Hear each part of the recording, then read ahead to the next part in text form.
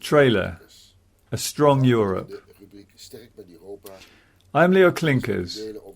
In this section entitled Strong with Europe, I would like to share with you my knowledge about the way the European Union operates, how this is fundamentally wrong, and the correct path to strengthening the Union.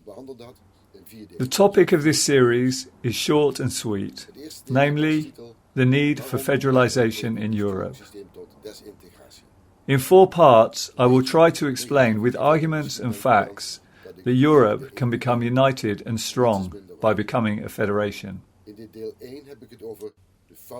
The first part is entitled, Why does the EU steering system lead to disintegration? The title is a little negative and may lead you to think that I am against the EU, but nothing is further from the truth. In part 1, I will be talking about the errors in the way the European Union is being controlled.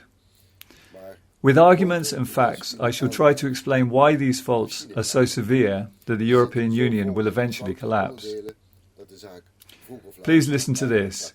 I am not critical of the European Union as a symbol of European cooperation. As a concept, it is excellent. However, the engine that drives the Union is so full of faulty parts, incorrectly assembled, that it struggles to function and will eventually fail, under the increasing pressure of crises and conflicts. Part 2 deals with the question, why is it wise to transform the EU into a federal state?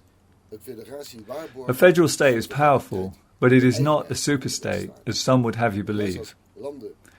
On the contrary, if you as a country join a federal state, you lose nothing.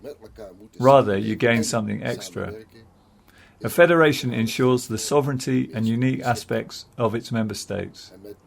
It enables countries with different political systems, different languages and cultures to live and work together. A federal form of government for Europe is the most appropriate system.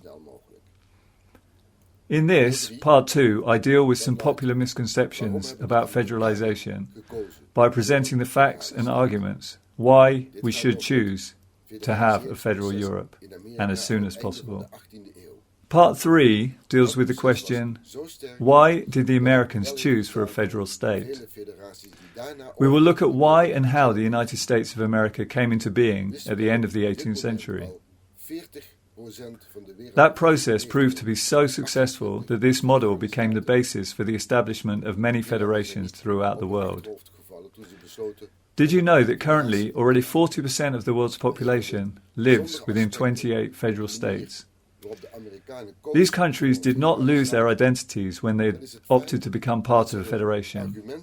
One of the many relevant aspects of the way the Americans opted for a federal state is the fact that they base their arguments on the ideas of European philosophers, from Aristotle, Althusius, and Montesquieu. Their federal construction is strictly adopted from European philosophers, while we, here in Europe, are yet to realize the potential of this European philosophical thinking. I elaborate on this in part 4. Why is a federal constitution better than an intergovernmental treaty? This is about the design of a federal constitution for the European Union, as Herbert Trombeau and I have designed while writing the European Federalist Papers.